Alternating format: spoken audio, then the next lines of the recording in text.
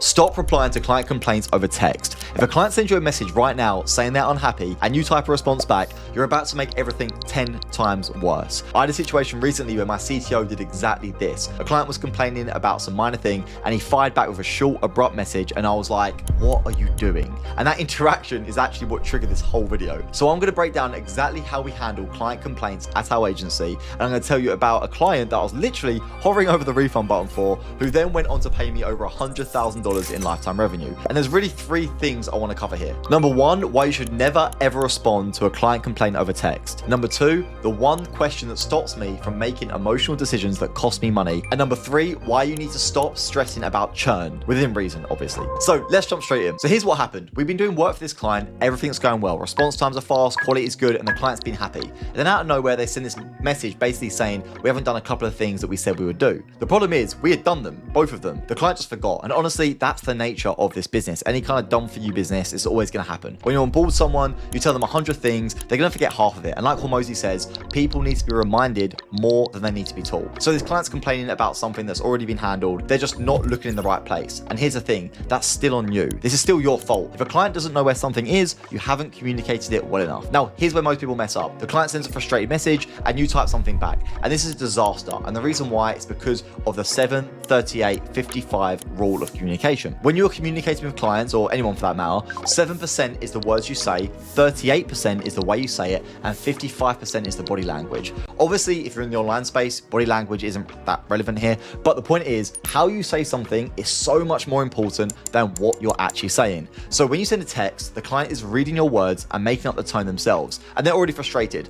So what kind of tone do you think they're going to read your message in? I could say, your car is on fire. I could say, panicking like, your car's on fire. Or I could say, your car's on fire. No, I don't really talk that way, but I could say, your car's on fire, and be like impressed. It's the same exact words, except it's completely different meaning. And that's what's happening here when you text a frustrated client. So the rule's simple. Anytime there's a hint of tension, you send a Loom or a voice note. Every single time, no exceptions. This is a must. I actually prefer a Loom because you can see how much of the video they watched, and you can see if they've actually watched it, so you know where they're at with everything. But either a Loom or a voice note, so they can actually hear your tone of voice. That is so important when it comes to tension with clients. And the other big thing to mention here is ego, because this is where it gets real. I've had so many situations in business where a client starts kicking off about something, and I'm sitting there thinking, you know what, this is a bad client, red flag, I'm getting rid of them, this is bullshit, I don't need their money, I'm refunding them. And I'm not exaggerating, I've literally been hovering over the refund button for some clients in the past, like cursor right there, because I was like, fuck this, I don't need their money, I don't need these problems. But then I remind myself of something an old business partner used to say, and he always said in these situations, you can either feel good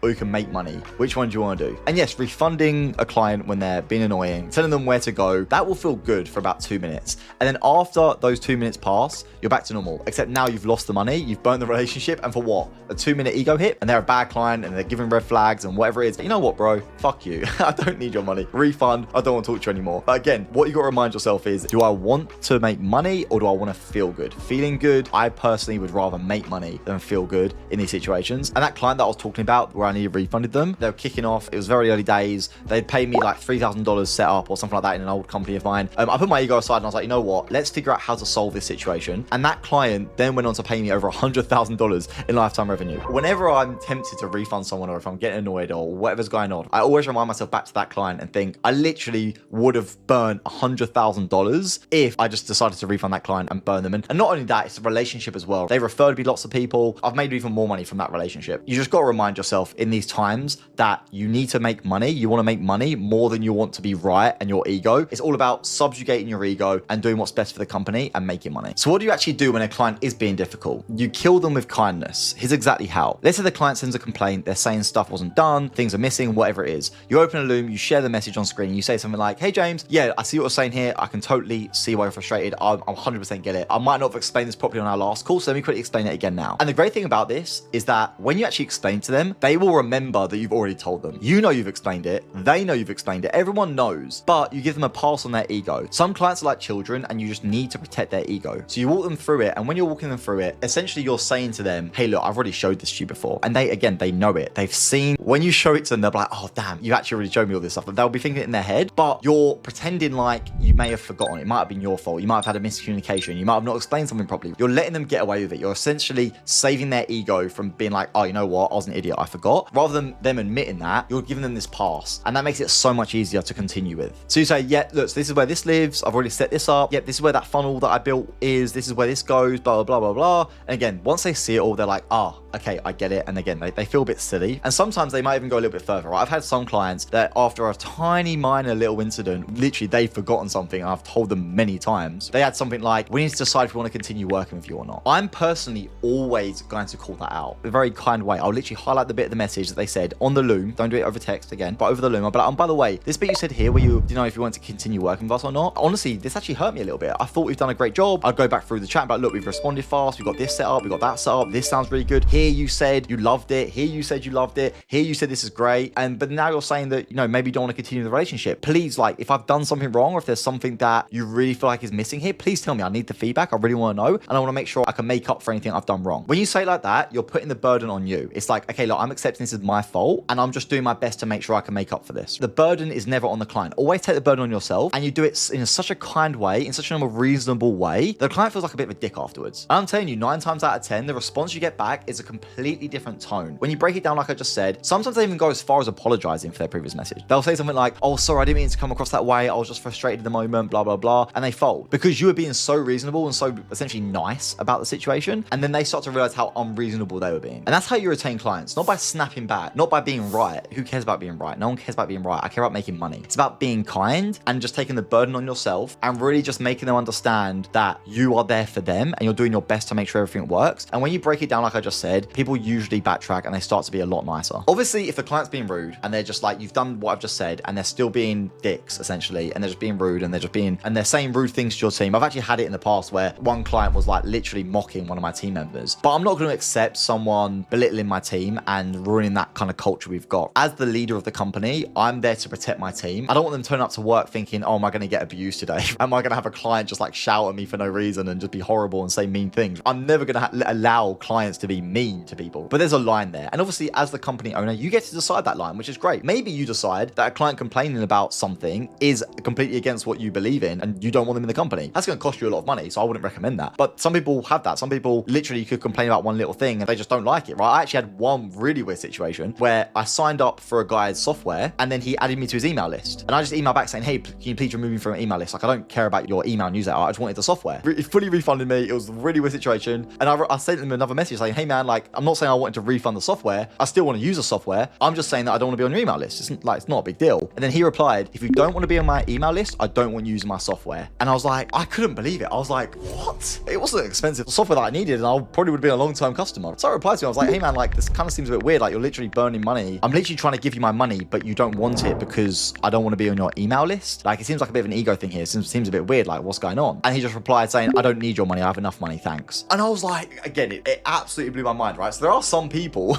that completely have lines in their company and they, for some reason, would rather have their egos feel good. They'd rather have a higher email subscriber list. They'd rather have clients that don't complain about a tiny little thing. But I can guarantee those business owners don't make nowhere near as much money than business owners are open to feedback and actually improving their company and putting their ego aside. Put your ego aside. That's the biggest thing here. That was just a quick example. I couldn't believe it. Now, the other thing I want to touch on here, because I know some of you are probably watching this thinking, but Aaron, some clients are just impossible. And you're right, some are. I've got a whole video on the client bell curve, which I'll link here. But the short version is there's only so much you can do. Some clients will crush it without you doing much. Other clients, you'll do the exact same setup, the exact same service, and they completely mess it up. You can't win every single one. And here's the thing that a lot of agency owners need to hear. Every single person has churn. When Gym Launch was a client of mine and we were doing all the call center stuff for their clients, they still have clients churn, not even from our service, but from Gym Launch in general. Nothing to do with us. And I could see the offer, I could see the results that Gym Launch were producing for their clients, and they were incredible, and they still churned. People still churn. Spotify, they have the entire world's music in one app on your phone, which you can carry around with you. Listen to at any moment for like $20 a month. Just think about that for a second. Every song ever made on a device within reason, I'm sure there's some weird songs, on a device you can carry everywhere, available at any time you want to listen to. Podcasts, everything, $20 a month. Guess what? They have churn. Netflix, they spend billions creating new shows, new movies, new content every single day. Thousands of titles, $20 a month. Netflix have churn. ChatGPT, Claude Code is like the most incredible tool that I've since whenever. They still have churn. Every single company has churn. And then you think your agency charging $2,000 a month for a done for you service isn't going to have churn? Come on, like every single person, every single company has churn. I'm not going to name names, but I've seen the Stripe accounts of some huge influencers. People you assume have zero issues. They look amazing on Instagram. Their business looks amazing, right? Best products in the space, incredible value, massive respect, and they have disputes. They have chargebacks. I've seen their stripe. And I'm sitting there like, who's disputing this? I know their offer. I know the results they produce, and people are still disputing it. Like, it blows my mind. Some people are just different. That's the reality. You cannot help everyone. And the sooner you accept that, the sooner you stop taking it personally and start focusing on the clients who actually want to win. So to quickly recap, 1, never respond to a client complaint over text. Always Loom or voice note. Tone of voice matters more than your words. 2, put your ego aside. Ask yourself, do I want to feel good or do I want to make money? And kill them with kindness. Take responsibility. Remind more than you teach. 3, everyone has churn. If Netflix can't keep everyone for $20 a month, you're not going to keep every client either. And that's fine. So I hope this helps save some of your clients. If you want to see more content like this, make sure to subscribe and I'll see you on the next one.